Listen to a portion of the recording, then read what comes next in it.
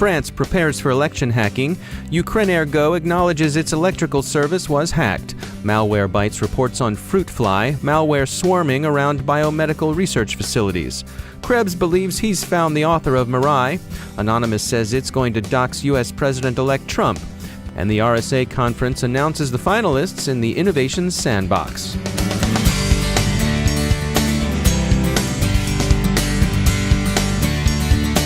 Time for a message from our sponsor, E8 Security.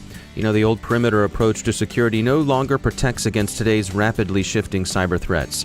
You've got to address the threats to your network once they're in your networks. E8 Security's behavioral intelligence platform enables you to do just that. Its self-learning security analytics give you early warning when your critical resources are being targeted.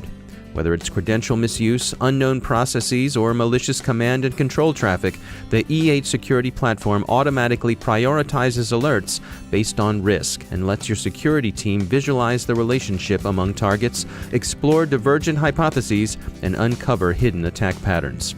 To detect, hunt, and respond, you need a clear view of the real risks in your business environment. That's what E8 gives you. Visit e8security.com/DHR and download the white paper to learn more. That's e8security.com/DHR. E8, transforming security operations. And we thank E8 for sponsoring our show.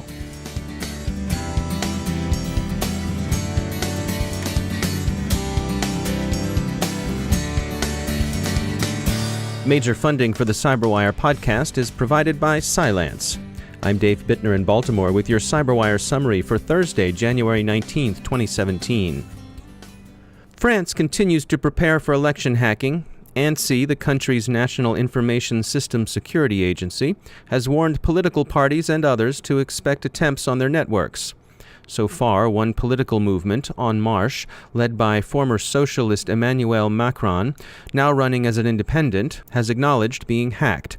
The major parties so far have nothing to report. ANSSI's responsibilities include securing the vote at the polling places, and as the electorate's choices are transmitted through regional prefectures to the Ministry of the Interior for their final official tally. The leading suspect against which ANSSI and the Ministry of Defense are warning would be, of course, Russia. Farther east, yook-REN-air-go, the electrical utility that supplies Kiev, confirmed to Reuters that last month's power outages were indeed the result of a cyber attack. The utility found that workstations and SCADA systems connected to the major north substation came under external influence. Ukrenergo declined to attribute the attack to any particular actor. Speculation, again of course, has pointed to Russia. But they did say, quote, "The analysis of the impact of symptoms on the initial data of these systems indicates a premeditated and multi-level invasion," end quote. Security of industrial control systems remains a matter of much concern. We spoke with Nir Giller of CyberX, who believes that a false sense of security still surrounds industrial control systems. People might have the perception of security by obscurity. And this comes into play when people think about serial interfaces or technology which is proprietary. And people tend to think that because no one has the inner workings or the documentation of the actual software, hardware, it might mean that the attacker cannot attack these devices. And that's security by obscurity. It has never been proven to be successful. Obscurity is something that with enough resources you can always bypass and figure out what you need to figure out as an attacker and get your way. So I think that this is something that needs to be very well understood within industrial environments, because it seems that there are a lot of proprietary technologies, although as time passes by, more and more people relate to the concept that attackers can attack proprietary protocols and systems. We see examples more and more frequently. And so I believe that in order to actually protect an industrial environment, you need the ultimate answer is that you need detection. You need a solution which is capable very efficiently and very wisely to do detection within the industrial environment, and you need to do so continuously. Because if you have a firewall that's separating between the IT and the OT environment, it doesn't mean that you won't get attacked. There's a very good probability that the firewall will be bypassed. You as an asset owner of the industrial environment, the OT environment, you need to remember that cybersecurity is all about risks. And you need to have the right system put in and the right methodology to make sure that you are continuously protected, because you will get attacked, whether it's a highly targeted or a simple attack, but the network will be attacked, and you need the tools in place to make sure that you have detection. And once an attack will be detected, you will be able to take the right actions in order to mitigate the incident. That's Nir Giller from CyberX. Security researchers at the firm Malwarebytes report finding malicious code used in targeted attacks against biomedical research centers. The malware affects primarily macOS, but Linux systems are also thought vulnerable. Apple is calling the code Fruitfly. It's multifunctional. It takes screen captures, accesses webcams, and enables attackers to take remote control of an endpoint. Sophisticated, yet with an oddly retro approach to persistence, Fruitfly is thought to have circulated undetected for several years. Malwarebytes speculates that its highly targeted character helped it evade notice.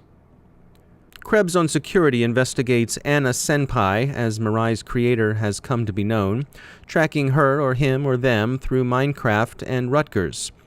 Krebs names names, and if we follow him, we can safely call Anna Senpai him. Krebs notes that Mirai, the botnet-herding malware that took down his site and other services, most famously OVH in France and Dyn in the United States last autumn, had ancestors. Its forebears went by Bashlight, Gafgit, Qbot, Ramitan, and Torless. In 2014, hoods calling themselves Leldos amused themselves by taking down Minecraft servers using variants of this ancestor code. The takedowns weren't pure vandalism. Rather, they appear to have been gambits in the highly competitive Minecraft DDoS protection industry. A California security firm, ProxyPipe, which specializes in protecting Minecraft servers, came under effective 300 gigabyte per second distributed denial of service attack in June of 2014.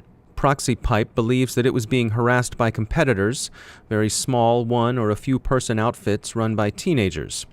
The report is worth reading in full at KrebsOnSecurity.com.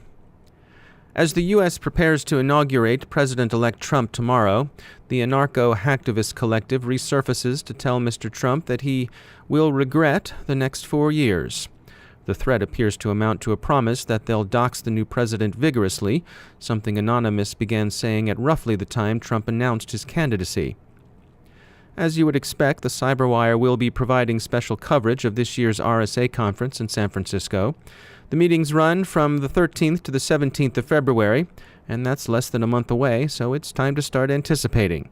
The conference has announced the finalists in its Innovation Sandbox. There's a complete listing of all of the finalists on our website, thecyberwire.com, in today's daily briefing. Congratulations and good luck to them all. We look forward to seeing them in the sandbox. Time for a message from our sponsor, NetSparker. Are you still scanning with labor-intensive tools that generate more false positives than real alerts? Let NetSparker show you how you can save time, save money, and improve security with their automated solution. How many sites do you visit and therefore scan that are password protected? With most other security products, you've got to record a login macro, but not with NetSparker. Just specify the username, the password, and the URL of the login page, and the scanner will figure out everything else. Visit netsparker.com to learn more. And if you'd like to try it for yourself, you can do that too. Go to netsparker.com/cyberwire for a free 30-day fully functional trial of NetSparker Desktop. Scan your websites and let NetSparker show you how easy it can be. That's netsparker.com/cyberwire. And we thank NetSparker for sponsoring our show.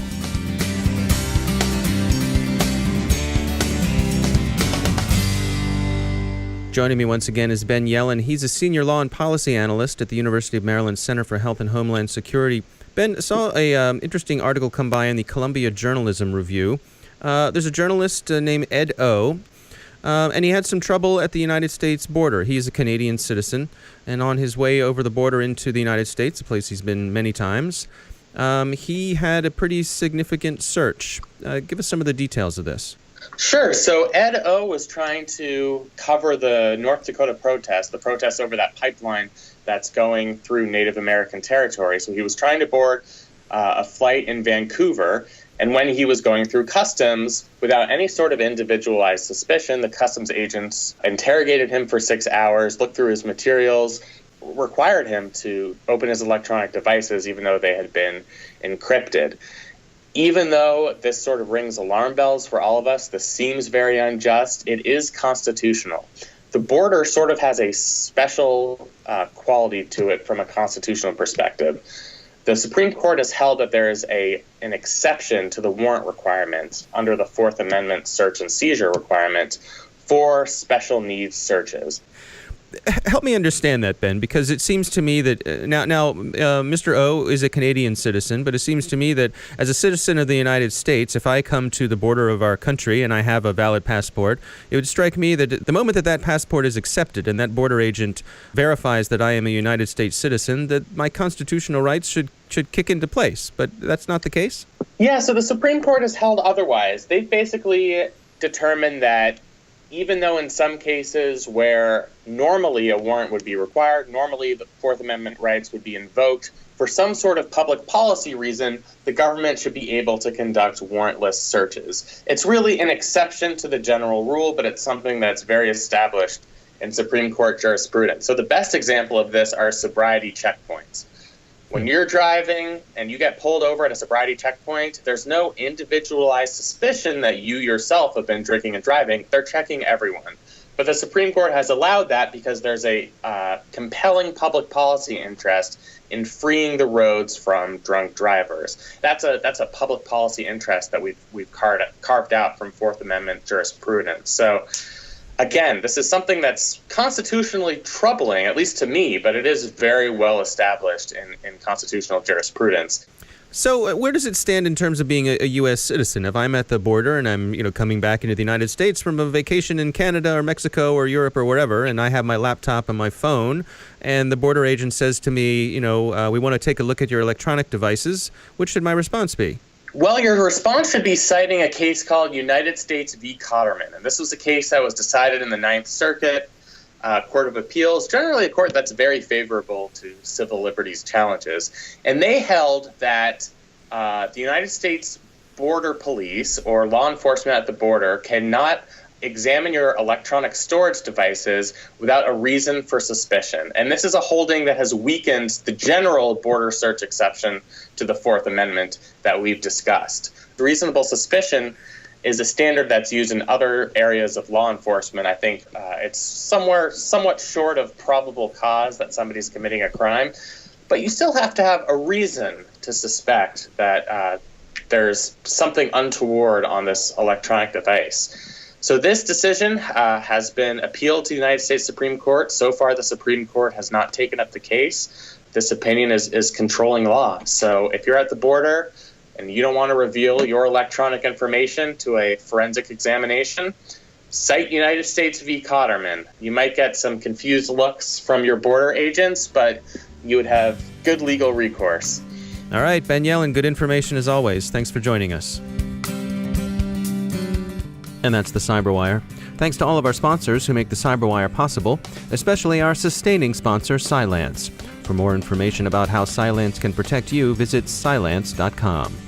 Today we mark the first anniversary of our podcast's formal launch, this day in 2016. Since then, we've produced 294 podcasts.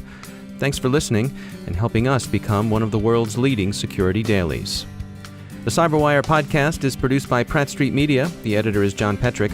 Our social media editor is Jennifer Iben, and our technical editor is Chris Russell. Our executive editor is Peter Kilby, and I'm Dave Bittner.